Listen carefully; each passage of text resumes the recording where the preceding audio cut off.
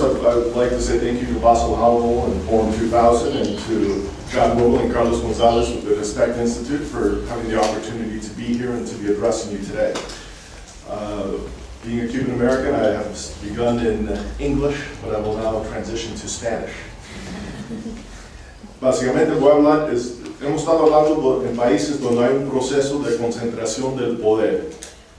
Ahora voy a hablar de un país que el poder ha estado concentrado por 50 años y esperamos que vamos a ir en la otra dirección porque hay un gran deseo dentro de la población para ese fin. Pero lamentablemente, cuando estamos mirando a los cambios constitucionales en la región, nos recuerda mucho la Constitución cubana. Ahora, para darte un poco de historia, Cuba tuvo una democracia con problemas hasta el año 52.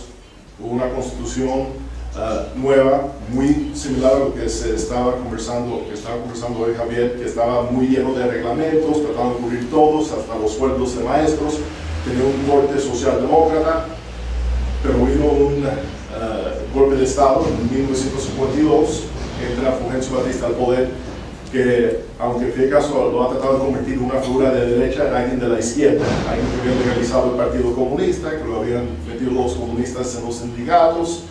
Ocurrió en un periodo antes de la dictadura con el Partido Comunista en coalición en elecciones en 1940, y cuando atacó a Fidel Castro en el proceso revolucionario de ser comunista, Fidel Castro sacaba las cartas de Fulgencio Batista intercambiando con los dirigentes del Partido Comunista, lo llamaba hipócrita, y se declaraba él, Fidel Castro, en ese momento anticomunista.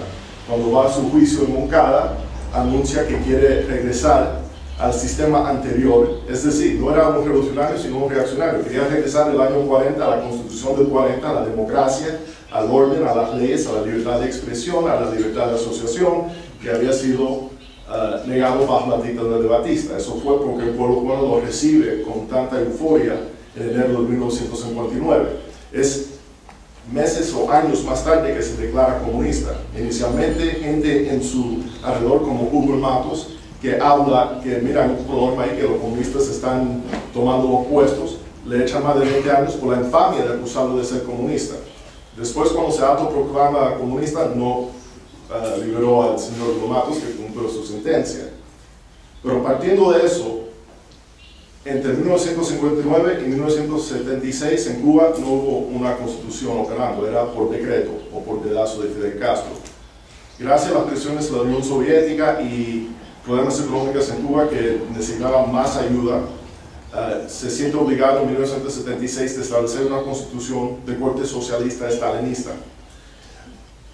Algo que tuvo que reformar en el 92 porque había un problema. En el preámbulo de la constitución cubana, hablando de personalismo, se habla mucho de Fidel Castro en el preámbulo de la Constitución cubana del 76 y el actual del 92, pero también menciona en el preámbulo del 76, apoyados en el internacionalismo proletario, en la amistad fraternal y la cooperación de la Unión Soviética y otros países socialistas, y en la solidaridad de los trabajadores y pueblos de América Latina y el mundo, y como se sigue. Es decir, en el preámbulo de la Constitución cubana menciona a la Unión Soviética como gran aliado y gran apoyo. No es algo de un contexto muy nacionalista para alguien que quiere una Cuba independiente, tener otro país mencionado en su propia constitución.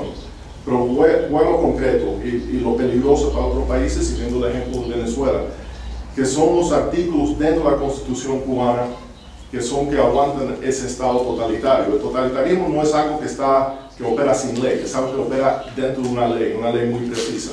Y aunque la Constitución tiene muchas flores muy bonitas que hablan de democracia y de derechos, en la práctica hay algunos puntos claves que te demuestran la naturaleza de esa Constitución y veta las otras palabras bonitas. Por ejemplo, el artículo 53 de la Constitución cubana dice lo siguiente: se reconoce a los ciudadanos libertad de palabra y prensa conforme a los fines de la sociedad socialista.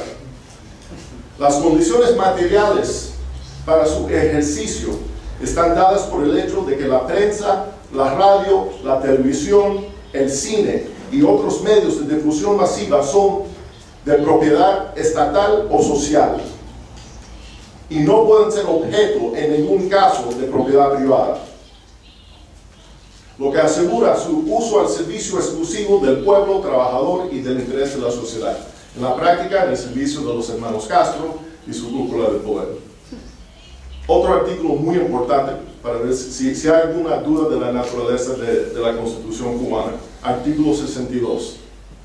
Ninguna de las libertades reconocidas a los ciudadanos puede ser ejercida contra lo establecido en la Constitución y las leyes, ni contra la existencia y fines del Estado socialista, ni contra la decisión del pueblo cubano de construir el socialismo y el comunismo.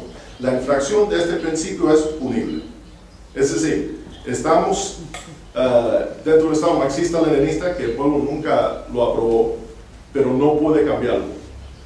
Ahora, había otros elementos que indicaban que se podía hacer una gestión frente a la Asamblea Nacional para hacer cambios, reformas constitucionales. Vimos en el 2002 la entrega del proyecto Varela, que era precisamente para reformar esa Constitución y tener derechos humanos fundamentales respetados. La respuesta del gobierno cubano fue de hacer una reforma de la Constitución declarándolo intocable, que no se podía hacer enmiendas a esta Constitución. Es algo muy interesante. Estamos hablando de la Constitución. La cuestión es cómo se traslada eso a la ley actual, lo que experimenta el cubano de pie. Y eso se ve en el Código Penal cubano y en las leyes que se aplican contra el pueblo cubano. Hay una ley que se llama propaganda enemiga oral y escrita, donde puedes ser condenado entre 1 a 8 años por hablar o por escribir algo que no es aceptable al gobierno de Castro. Y lo ha aplicado muchísimo.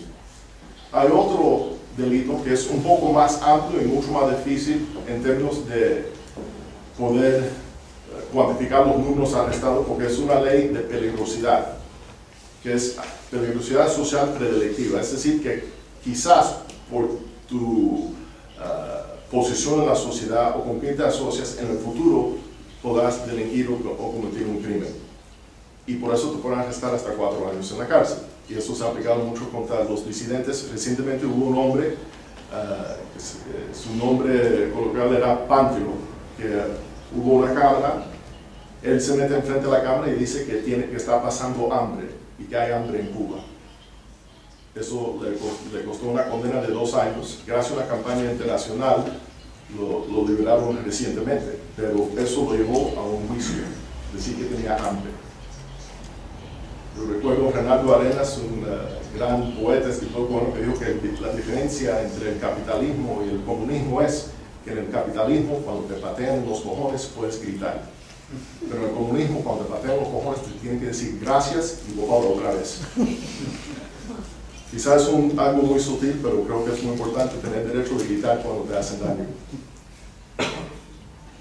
Hay leyes contra restringiendo la posibilidad del pueblo poder moverse dentro del territorio cubano.